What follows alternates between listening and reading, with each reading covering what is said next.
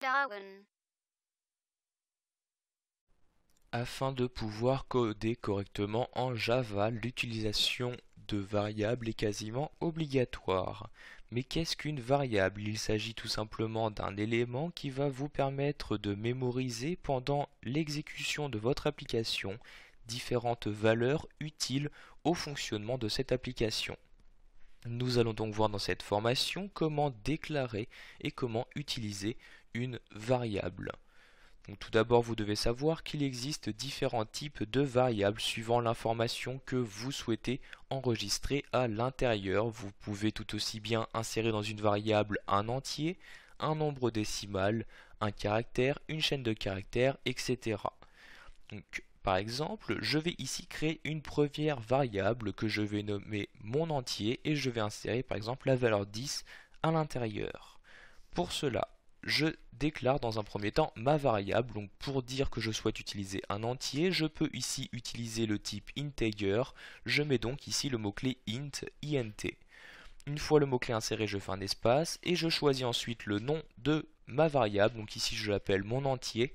La convention veut que donc pour le nom de variable, on ne mette pas de majuscule pour le premier mot, mais pour les autres, on met bien une majuscule pour le début de chaque autre mot. Donc j'insère ensuite le point virgule pour terminer mon instruction. J'ai alors ici déclaré une variable que j'ai nommée mon entier. Il me reste maintenant à insérer une valeur à l'intérieur de cette variable. Pour cela, je me rends sur la ligne suivante, je ressaisis mon entier. Donc ici, vu que j'ai déjà déclaré la variable, je peux saisir le début du mot, je fais CTRL espace, automatiquement l'autocomplétion va être utilisée pour vous écrire entièrement le nom de cette variable. Donc ici je vais l'initialiser à 10, je mets donc mon entier est égal à 10, point virgule. J'ai donc maintenant une variable qui s'appelle mon entier et la valeur stockée à l'intérieur est égale à 10. Ici j'ai fait donc la déclaration et l'initialisation en deux étapes. Vous pouvez regrouper ces deux étapes en une seule. Par exemple, je vais créer une autre variable. Cette fois-ci, je vais créer un nombre décimal.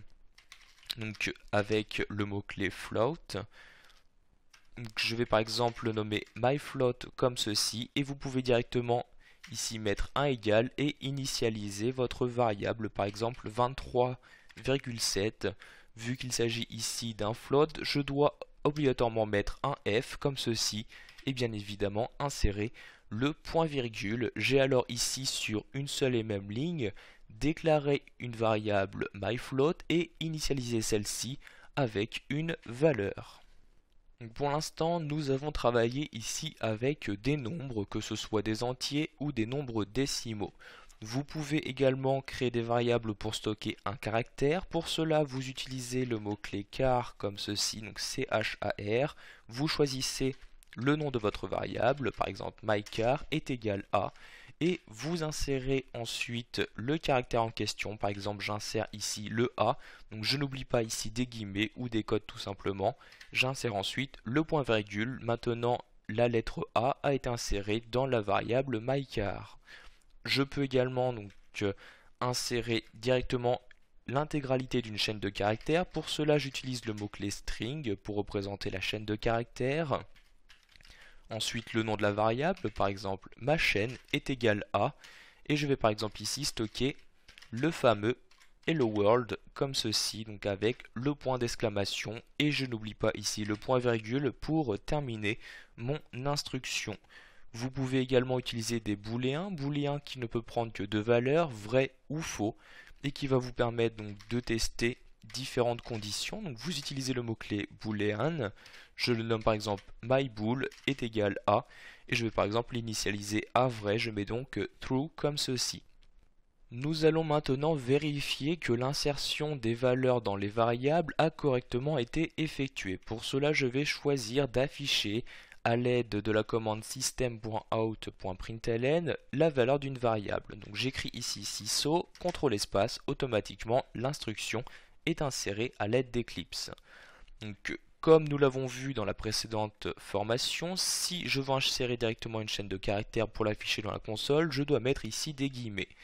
Ici, je ne veux pas par exemple pour afficher la valeur présente dans la variable ma chaîne, je ne veux pas afficher donc ma chaîne, mais bien la valeur présente dans cette variable là. Pour cela, je vais tout simplement enlever les guillemets et écrire le nom de la variable comme ceci. Cela suffit. Maintenant, si j'exécute ici mon code, donc bien évidemment je dois enregistrer, je fais donc OK comme ceci. Vous pouvez voir qu'on m'affiche bien un nouveau Hello World. Hello World, si je regarde, il s'agit bien de l'information stockée dans la variable ma chaîne. Maintenant, je vais afficher la valeur présente dans la variable mon entier. À la place de ma chaîne, donc j'écris mon entier comme ceci.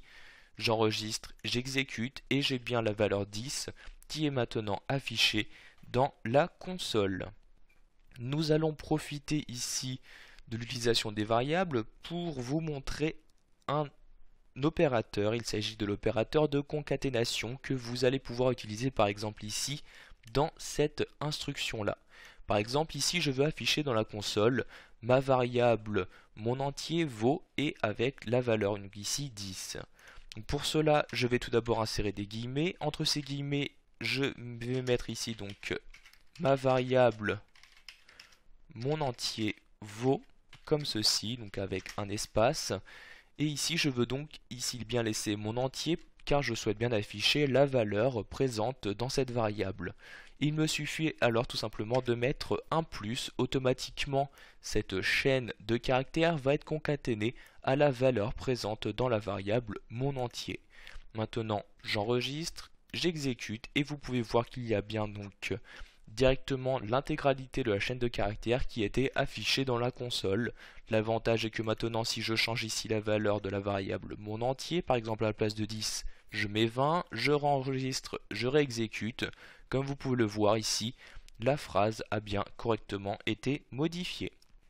Voilà, vous savez maintenant comment utiliser les variables en Java, vous avez donc appris à les déclarer et les initialiser.